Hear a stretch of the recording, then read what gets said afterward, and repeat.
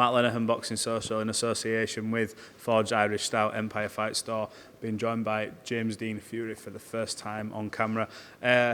Movie star name, I know I've said it to you off camera, but in terms of how to sell yourself, God, your name does it for you. But how's things, Matty, anyway? How have we been getting on? All right, thank you very much. First day back in training.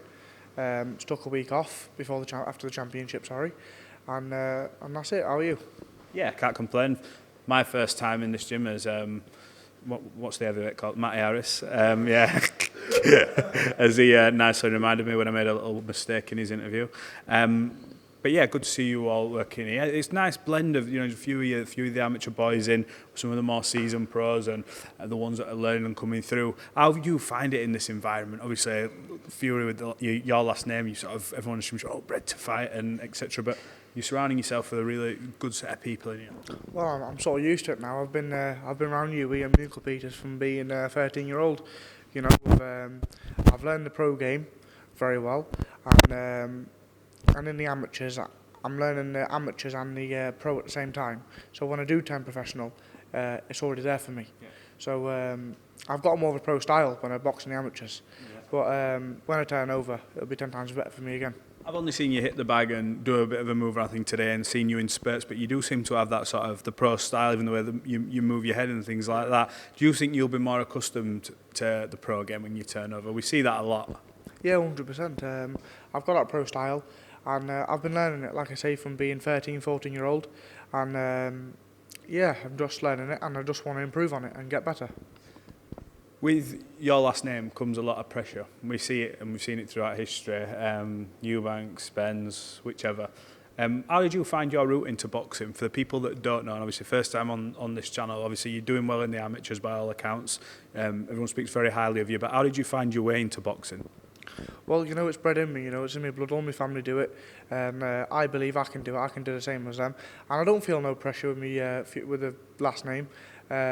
Obviously, Tyson does his thing, Huey does his thing, and I'm going to do my thing. Yeah. They've done all their work in the gym. The last name doesn't win you the fights. The blood, sweat and guts in the gym win you the fights, and learning along the way.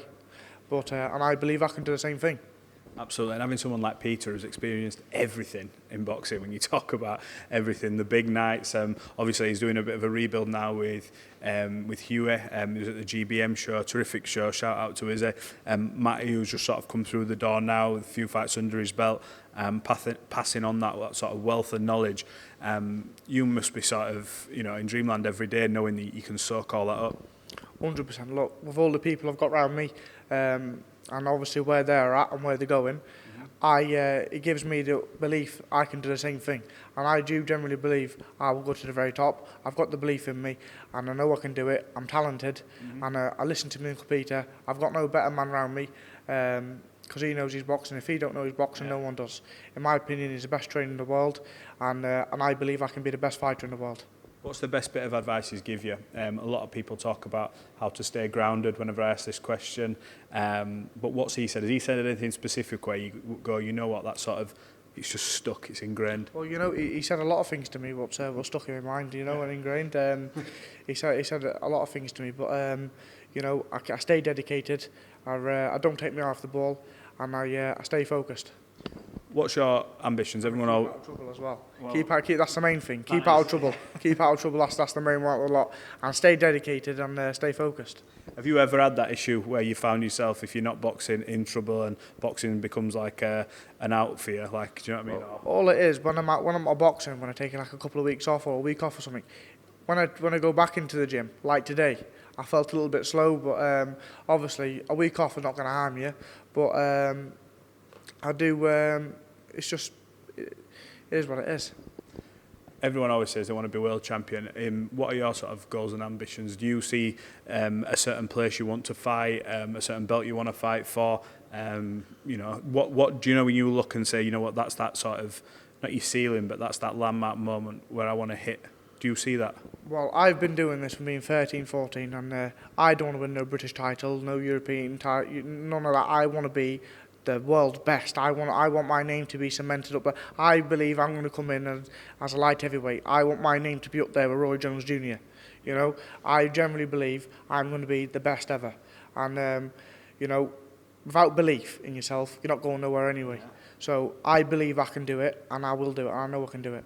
Has Roy Jones served as a bit of an inspiration growing up? I mean, I only interviewed him a few weeks ago and I could talk to him for hours. This guy, I know I've got quite a dulcet tone, so if you're bored by me, it is what it is. But he just sits there spitting knowledge after knowledge about fight after fight. Has he served as a bit of an inspiration for you? You know, look, I know I'm going to be a light heavyweight, and he is probably the best light heavyweight that's ever been. So, you know, obviously I do look up to people like that, and the current champions today, Bivol and Beterbiev. I look up to all of them because they're great champions, and I just want to be like them.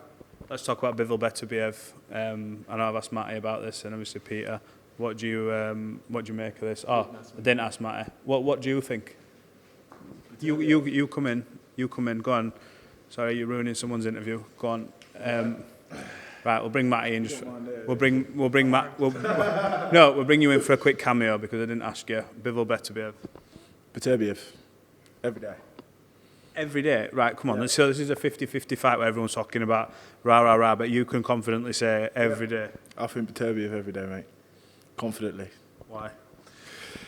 He's a complete package. You can't argue with, 20-0, 20 knockouts. His footwork is unbelievable, the pressure he brings. He's extremely strong, trains like a Trojan. Yeah.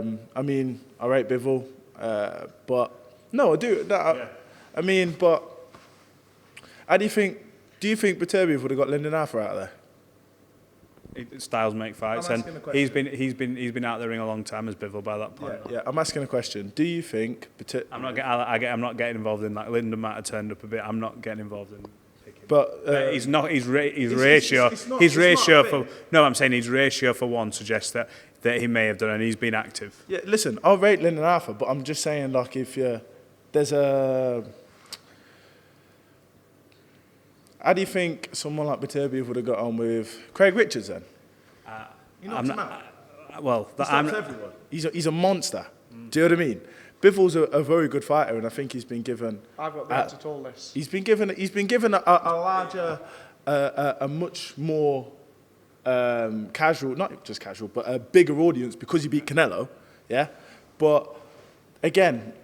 Beterbiev, do you know, on the flip side to that, he's been dropped with a few fighters before. You don't see that. I think with Bivol's accurate punching, maybe he can stick a sharp, left hook on him the way how technically gifted he is.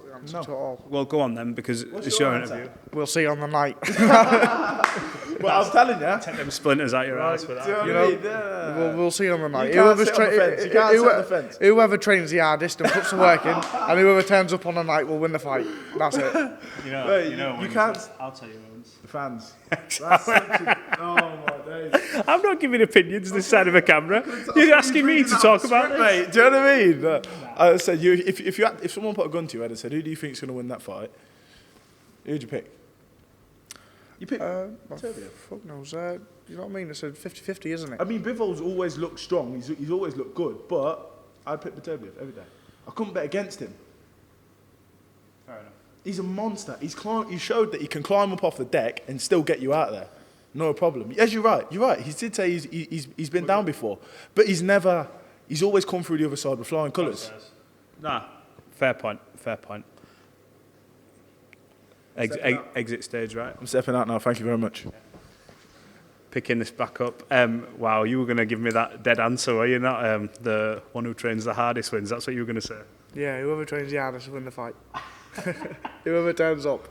Look, have you got a message to the fans, the people who maybe aren't as familiar with you, obviously, about your journey, when you're turning over pro, and when we can expect to see you? Yeah, there's quite a lot of people who know who I am out there already, and the people that don't, my name's James Dean Fury.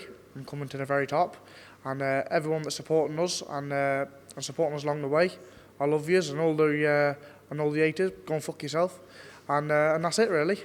Nothing much to say. That's a perfect way to end things. James, I appreciate your time. Thanks for talking to Boxing Social. This will be the first of many, and we'll catch up soon. Thank you very much. God bless.